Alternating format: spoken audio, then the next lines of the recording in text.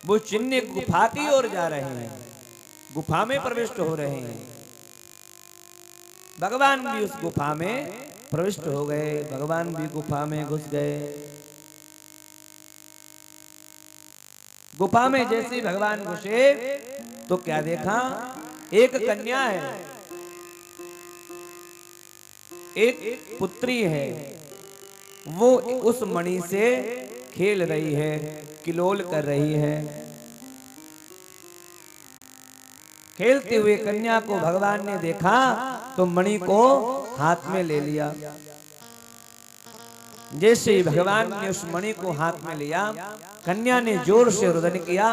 कन्या के पिता महाराज ऋक्षराज दौड़ करके आए और भगवान पर एकदम प्रहार कर दिया। भगवान से प्रहार करके कहते हैं, आप कोई भी हो, ये मणि नहीं ले सकते, ये मणि हमारी है।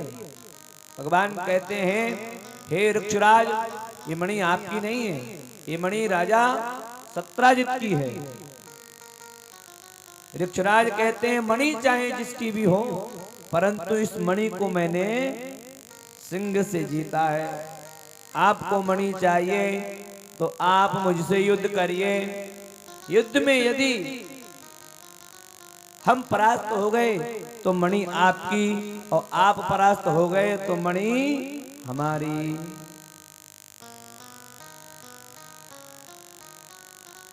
भगवान ने युद्ध प्रारंभ किया। एक दिन, 2 दिन, 3 दिन युद्ध होने लगा महाराज। धीरे धीरे धीरे धीरे युद्ध के 27 दिन बीत गए। जामवंत महाराज पसीने से लथपथ हो रहे हैं।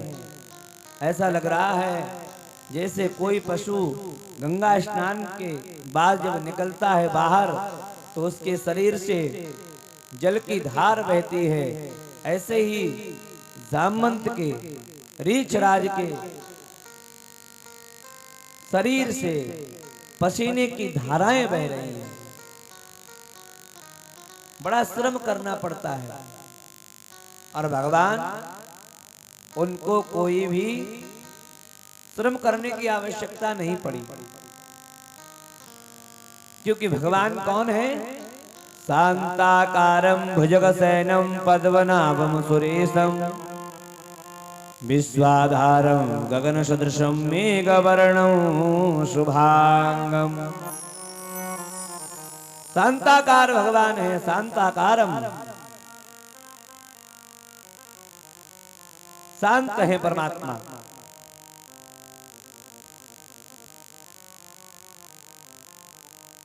और महाराज अंतिम प्रहार ऋक्षराज ने भगवान पर जब किया है, अपने अगले पैरों को भगवान के कंधों के ऊपर जैसे ही रखा है तो तत्क्षण भगवान के गले में भृगु के चरण का चिन्ह दिखाई दे गया।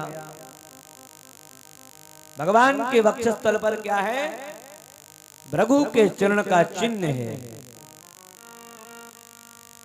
उस चिन्ह को देखते ही महाराज ऋक्षराज पानी पानी हो गए। महाराज क्षमा करें, क्षमस्व परमेश्वर, हे प्रभु, मैंने बड़ी भूल कर दी, आपसे मैंने युद्ध किया,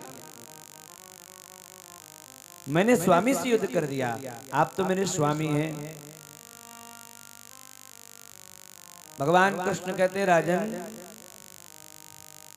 आपने कोई अपराध नहीं किया है, ना ही कोई आपने भूल करी है। क्यों? क्योंकि आपने पिछले जन्म में हमसे ये मांगा था कि स्वामी और सेवक का एक बार युद्ध हो जाए। रामावतार में जब भगवान लंका पर विजय प्राप्त कर अवधपुरी में आ गए तो सबको भगवान कुछ न कुछ उपहार भेंट कर रहे थे। कोई भक्ति मांग रहा था, कोई राज्य मांग रहा था, कोई महल मांग रहा था।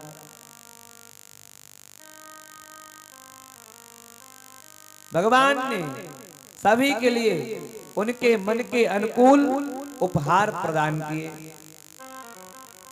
जामवंत जी से कहा, हे जामवंत जी, आप मांगिए, आपको क्या चाहिए। जामवंत जी कहते हैं, देखो प्रभु, मैं तो बहुत वृद्ध हूं, मेरी कोई मांगने की आवश्यक इच्छा नहीं है, परंतु एक इच्छा है। क्या? बोले, देखो भगवान, बहुत लड़ाइयां हुई, बड़े बड़े युद्ध हुए, लेकिन मुझे मेरे जैसा समान योद्धा नहीं मिला।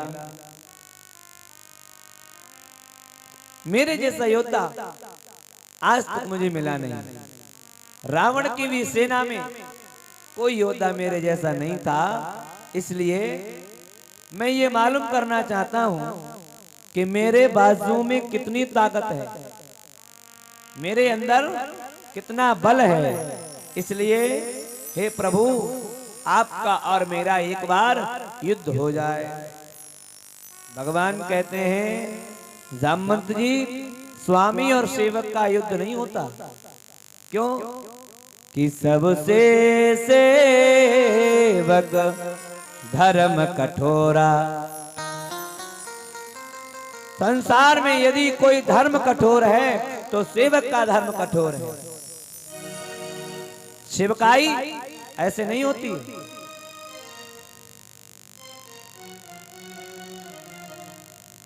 सेवक धर्म निभाना अत्यंत कठिन है हमारा। वाणी से भी आपका सेवक धर्म टूट सकता है, नेत्रों के व्यवहार से भी आपका सेवक धर्म टूट सकता है। आपके व्यवहार से सेवक धर्म टूट सकता है। बाबा तुलसी कहते हैं कि सेवक का धर्म अत्यंत कठोर है। तो हे जामवंत, मैं स्वामी हूं और आप सेवक हैं, तो इसलिए स्वामी का और सेवक का युद्ध असंभव है, हो नहीं सकता। क्योंकि मैं इस समय मर्यादा पुरुषोत्तम हूं, ये मेरी मर्यादा के खिलाफ है। और सत्य बात बोलूं माना, वास्तविकता में जामवंत जी सही कह रहे हैं कि रावण की सभा में, रावण की उस सेना में कोई भी जामवंत जी जैसा योद्धा नहीं था। जामवंत को सबसे बूढ़ा कहा गया। जामवंत मंत्री अति बूढ़ा। एक होता है वृद्ध, एक होता है अति वृद्ध, जो किसी काम का नहीं है। तो जामवंत जी की जो गिनती है वो अतिवृत्त की श्रेणी में है। लेकिन पराक्रम कितना है, बल कितना है। मेघनाथ जब आए महाराज, तो राम और लक्ष्मण और हनुमान को नाग फांस में बांध करके जाने लगे। ध्यान से सुनना महाराज। मेघनाथ नाग फांस में राम, लक्ष्मण और हनुमान को बांध करके चले गए। जामवंत जी की ओर उनका कोई ध्यान नहीं था। ये वृद्ध है, ये क्या करेगा।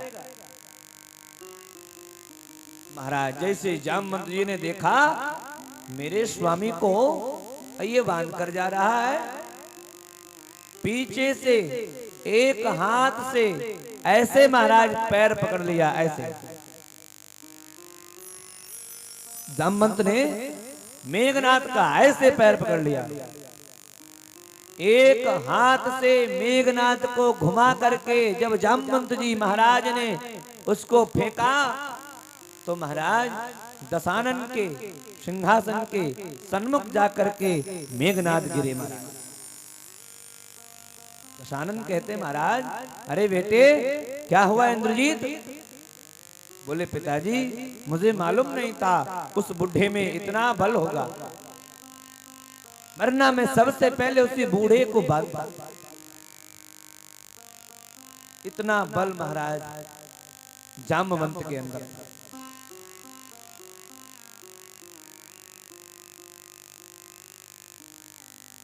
भगवान ने कहा देखो तुम्हारी अभिलाषा जो मन में है वो इस समय तो नहीं, पर अगले जन्म में हम जरूर पूर्ण करेंगे। और जब तक लड़ाई लड़ेंगे जब तक तुम हमको पहचान नहीं पाओगे, और जिस दिन तुम मुझे पहचान लोगे उसी दिन युद्ध विश्राम हो जाएगा। 27 दिन तक युद्ध हुआ महाराज, और आज भगवान को जामवंत ने पहचान लिया। आप तो मेरे राघव हैं, कृपा करिए, मुझसे भूल हो गई, मैंने आपसे युद्ध कर दिया। हे नाथ, मैं प्रायश्चित करना चाहता हूं। क्या प्रायश्चित है? कैसे करोगे प्रायश्चित?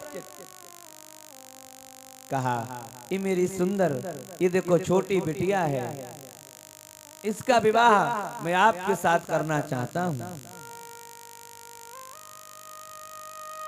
जामवंत जी महाराज ने अपनी बेटी का हाथ भगवान के हाथों में दे दिया और कन्यादान स्वरूप उस मणि को दे दिया कि हे प्रभु आप मणि ले जाइए, और मेरी बेटी भी आपको वर्ण मैंने कर दी। भगवान का दूसरा विवाह जाम्बवंत की बेटी जाम्बवती के साथ में हुआ। बोलो गोविंद भगवान की जय हो। जाम्बवती को लेकर के भगवान द्वारका आए हैं और मणि भगवान ने वापस की है।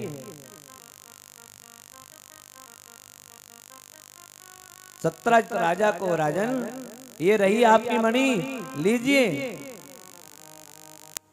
आपने मुझे व्यर्थ का कलंक लगाया, लो अपनी मणि। अब तुम्हारा सत्रजित राजन पानी पानी हो गए। मैंने अपराध कर दिया, द्वारकाधीश को कलंकित कर दिया, घोर अन्याय हो गया मुझसे। हे प्रभु मैं भी प्रायश्चित करना चाहता हूं। तुम्हारा प्रायश्चित क्या है? तुम कैसे प्रायश्चित करोगे? बोले मेरी भी एक बिटिया है, मैं भी प्रायश्चित करूंगा। सत्यभामा, सत्यभामा नाम की पुत्री है और अपनी बेटी का कन्यादान भगवान के लिए कर दिया, और कन्यादान स्वरूप में वो मणि भी प्रदान कर दी। भगवान बोले तुमने प्रायश्चित कर लिया, लेकिन हम तुम्हारे प्रायश्चित को स्वीकार नहीं करेंगे। तुमने जो पाप किया है, मुझे कलंकित किया है, उसका मैं दंड तुमको अवश्य दूंगा।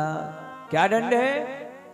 बोले दंड यही है कि आप इस मणि की पूजा करिए, अर्चना करिए,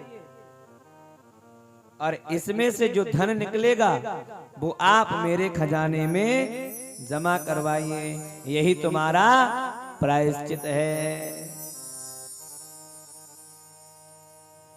भगवान के वचनों को राजा सत्रजित ने स्वीकार किया है, और महाराज